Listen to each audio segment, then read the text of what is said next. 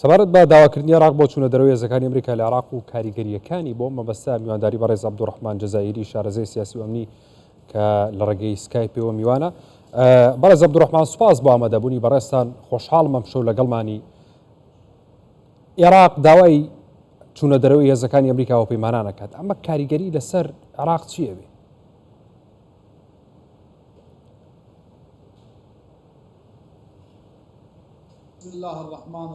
بەناوی خوای بەخشندەی میهرەبان، جارێکی دیکە سڵاوتان لەبێت. زۆر سوپاس بۆ کوردستان 24 بۆ میوانداریکردنم سەبارەت بە بوونی هێزەکانی ئەمریکا و هێزەکانی هاوپەیمانی نێودەوڵەتی کە ئێستا لە نێوخاکی عێراقدان و بنکەی دیاریکراویان هەیە لە پارێزگاکانی عێراقدا. ڕێککەوتنێک لەو بارەیەوە کراوە، ڕێککەوتنی ئەمنی ڕوون و ئاشکرا بوون. چوونە دەرەوەی هێزەکانی ئەمریکا لەم کات و ساتەدا شتێکی گونجاو نییە، ڕەنگە ببێتە هۆکاری ئەوەی کە عێراق دووچاری چەندین کێشە بکاتەوە، ڕەنگە عێراق دووساری نشست و کێشەی سیاسی و هەرێمی بکاتەوە. هەرچەندە عێراق بۆ خۆی ئەم کێشانەی هەیە، ئەم ڕووداوانەی کە لە ئێستا لە سووریا هەن ناسەقامگیری هەرێمەکە بە شێوەیەکی گشتی ڕووداوەکانی غەزە و فەڵەستین و هەروەها ململانێ و ئاڵۆزی نێوان تورکیا و عێراق لەلایەکی دیکە، وەروەها پارتی کرێکاران و هەروەها تەواوی ئەو کێشانەی کە پەیوەستن بە سنوورەکانەوە. هەموو ئەم کێشانە ڕەنگە لەگەڵ ساتی چوونە دەرەوەی هێزەکانی ئەمریکا کێشە هەرێمیەکان گەورەتر ببن، کەواتە چوونە دەرەوەی ئەمریکا بەم شێوازە کارێکی دروست نابێت. پێویستە حکوومەتەکەی بەڕێز محەممەد شیع سوودانی ڕێککەوتنی باشتر بکات، وەک لەوەی ئەمڕۆ کردوێتی وە زیاتر وەریابێت لەم بابەتەوە. ڕەنگە کە ئەمریکەکان سوپای عێراقیان پرچەک نەکرد بێ و کارامەیی پێویستی سەربازیان بۆ سوپای عێراقی نەدابێت لە پاڵ ئازموونە سەربازیەکان و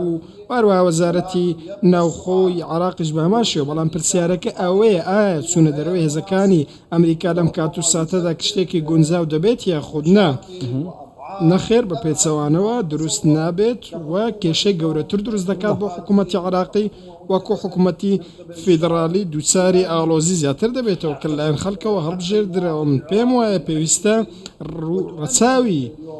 مافی خەڵک لەم ڕەهەندەوە بکرێت و ڕەهەندە سیاسەکانیش لە بەرچاو بگەێنرێت. لە دووڕەوە مەترسی زۆر گەورە دروست دەکات بەڕووی سیاسەتی دەرەوە و هەروەها سیاسەتی ناوخۆی عێراقیشەوە.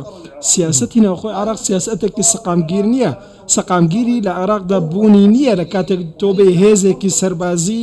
لە ناوچەکە ببیتە دەرەوە کە دەستی بەسەر ناوچەکەدا گرتووە بە شێوەیەکی تەواوی. جارێکی دیکە مەترسی داعش دروست دەبێتەوە، دەست درێژی بۆ سەر پارێزگاکان دێتەوە ئارەوە. تەواوی ئەم کێشانە کە پەیوەستن بە مانەوەی هێزەکانی ئەمریکەوە لە عێراقدا کە لە بنکەکانی لە پارێزگاکانی عێراقدا هەن، هەمان کات دەست باڵۆزخانەی ئەمریکا لە عێراق هەمان شێوە ئەمریکەکان پشتگیری حکوومەتی سوودانی دەکەن، پشتگیری حکوومەتی عێراق دەکەن لە بواری پێدانی پارە. بەڕێز عەبدوڕەحمان، یانێ تەناقوزێک ژیا هەیە بابەتێ دەرەخستنیانژی داخوازە دەرکەتنە هێزن ئەمریکی و هەفپەیمانان، یانێ شالیەکی وا کە خوانەبخوژێ ماژە پێکری ئەمریکا بتنێ 2023 دا 114 ملیون دلار ئالیکاری پێشکەشی عێراقیان و عێراق جد بەرامبەر داخوازە دەرەخستنی جێت کرد. یعنی ئەف تەناقوزە بۆچی عێراق تشتێکی وسط کرد؟ ئەگەر داخواز کرد بێن دەرەخستن دەبێت ئالیکاریاژی قبیل نەکرد.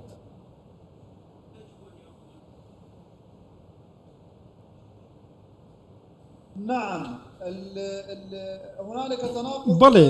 ڕێک وایە کە دژوازیەک هەیە لە پەیوەندی عێراق و ئەمریکا. ئەمە دژوازیەکی زۆر گەورەیە لە نێوان پشتگیریکردنی هێزەکانی هاوپەیمانی نێودەوڵەتی بۆ عێراق و هەروەها بڕیارەکانی حکوومەتی عێراقی بۆ چوونە دەرەوەی هێزەکانی ئەمریکی لە عێراقدا، وەکو لە بڵندگۆی یاسەدانانی عێراقی دەردەکەوێت و کە داوا دەکەن ئەوان هێزەکانی ئەمریکا بچنە دەرەوە. بەڵام پرسیارەکە ئەوەیە، ئایا ئەم بڕیارە بڕیاری گەلە یاخود بڕیاری حکوومەتە؟ لێرەدا جیاوازی هەیە. ئەگەر بڕیارەکە لە حکوومەت بێت، هەروەها بڕیارەکە لەلایەن گەلی عێراقیەوە دەرکرا بێت، چونکە ئێستا هەموو گەلی عێراقی و تەنانەت تەواوی حکوومەتی عراقیش لەگەڵ ئەوەدانیا هێزەکانی ئەمریکا بسنە دەرەوە من پێم وایە ئەم بڕیێرە کە داوای چوونە دەرەوەی هێزەکانی ئەمریکا دەکات بەهۆی فشارەکانی سەر سوودانی بۆ واتە ڕێز محەممەد شاع سوودانی فشاری لەسرە و داوای لێ دەکرێت هێزەکانی ئەمریکا بسنە دەرەوە بەڵام لەگەڵ ئەوەدا لایەنەکانی دیکە کە بەشدارن لە حکوومەت بەم شتەڕازینین قبوڵی ناکەن چونکە ئێمە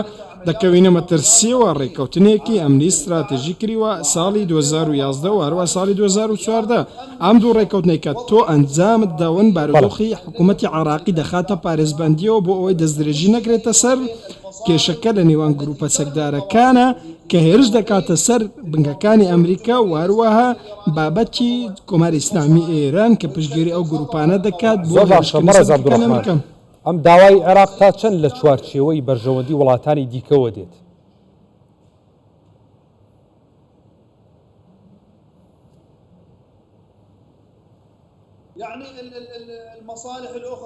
بەرژەوەندەکانی دیکە حکوومەتی عراقی بە دڵنیاییەوە کێشە لە نێوان ئێران و ئەمریکا هەیە ئەم کێشانە کێشەی ڕوون و ئەشکران و هەموو لە یەک دەیزان ئێران ناوێت کە ئەمریکا لە عراق بمێنێت بنکەکانی هەبن تەنانەت ناوێت لە هیچ ناوچەیەکی دیکە ئەمریکا هێزی هەبێ و بنکەی هەبێ لە ئێستاشدا پشتگیری بەرەی مقاومەی ئیسلامی دەکات پشتگیری ئەو بزوتنەوە سەربازیانە دەکات وەکو بزوتنەوەی نوزەبا و مقاومەی ئیسلامی عراقی و